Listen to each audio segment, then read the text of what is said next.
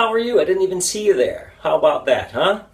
Well, my name's Trevor, or Uncle T, everybody calls me, and welcome to my little spot on the web, and my little studio for what it's worth. Hey, I have an idea. Let's talk about my new speakers today. Let me just put this down.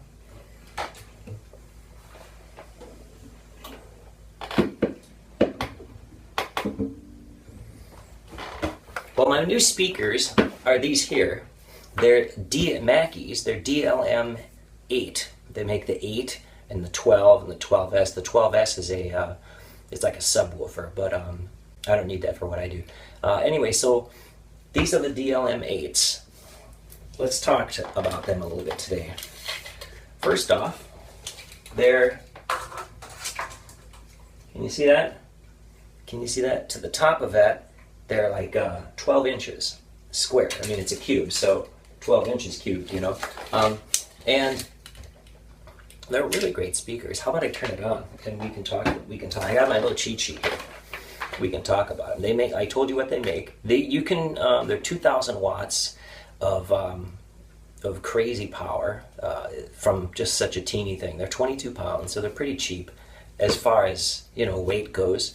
And the smallness is great because you can put it all in your car, and you can either play a small intimate setting or you can play outside. And if you're playing outside, everybody knows you got to push more air, but these are capable of that. So I'll just turn it around and then we can see. Oh, first off, you can see a little light there. Watch the light. Hey, you can turn that off if you want, but I like it on. It's kind of a fun thing. Okay, let's flip it around and I'll readjust. Starting out with the kickstand, you can see the kickstand pulls out for stage monitors, or if you're at a small house and you don't want to put it up on a pole, you can just lean her back and it does fine. There's 2 channels.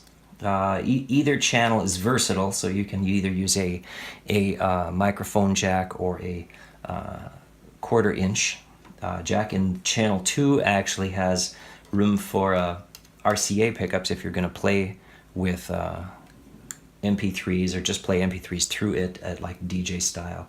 Now if you're going to use in channel 1, if you're going to use a microphone, it has the option to increase. With this button will increase your decibel level by 30. So if you need the extra power, push that in for microphone. But if you're putting a PA through, you're going to put the PA through this channel and then make sure this is on the line channel or pushed out. So each of these channels has a separate mixing abilities. So you will have you have a kind of a mini PA right here. So channel 1 and channel 2. Channel 1, here are the levels I have it set at. This is the volume. It starts out with volume. You push and you can see it goes to low, mid, high, reverb, and then back to volume, up or down. So, and that goes with both channels. 1 and channel 2 you can adjust that way. So now we'll go to system. These are the system categories. You have the EQ, which we'll get to each of these. EQ, delay, effects, and feedback. So on the EQ, you go over to these and it'll bring it up and down. The PA you'll have for, if you're going to plug your PA into here, or your mixer, then you're going to want to do the adjustments on the mixer, not on this. So you're going to keep it at a 0 place. DJs, I would imagine a DJ would want to do it this way too, but I don't know. Anyway, so they have these quick amounts. So there's the DJ one. The soloist pulls out some of the mids and then adjusts that. As a soloist, it's like acoustic guitar playing at a coffee shop or just by yourself.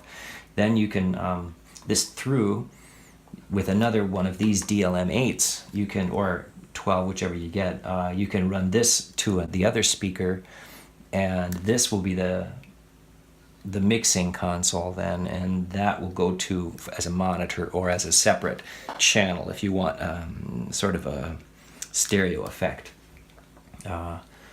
And we'll go down, monitor. Then, I mean, if you were going to do it as a monitor, then you would switch it to monitor. So, yeah. And then EQK and EQY, both of those are at the 0 place, so you can adjust your stuff. And go down to delay. Delay is for if you are playing giant stadiums. You know, this is how it was explained to me. I'll probably never use it.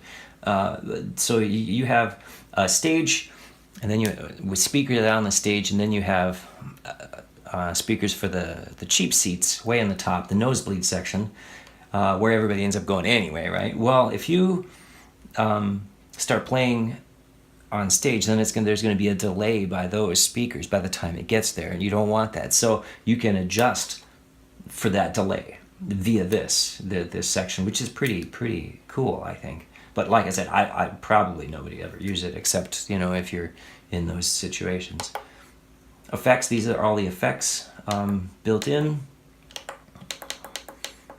I don't know if you can adjust those effects once you play with, I mean, if you can play with them. That's a good question. And here's the feedback filter, or the feedback killer. There's off, on, hold, and clear. Yeah, it's pretty powerful multi-band thing there. It's the powerful multi-band feedback killer. Yeah, I had it on one time, and then I was playing at a friend's house. We were rehearsing and trying to get the stuff right. This is sort of a complicated thing, so you don't want to just plug it in and play a show. You should check out your gear before you get at the show so you can do your best.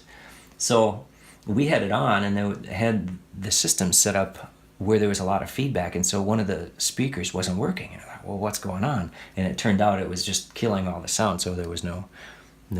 Anyway, there's a lot of, yeah, anyway, that was an operator error. Once we fixed it, we adjusted, and everything worked fine. So that's it today. Thank you for popping by and checking out my speakers. Hope you all have a good day.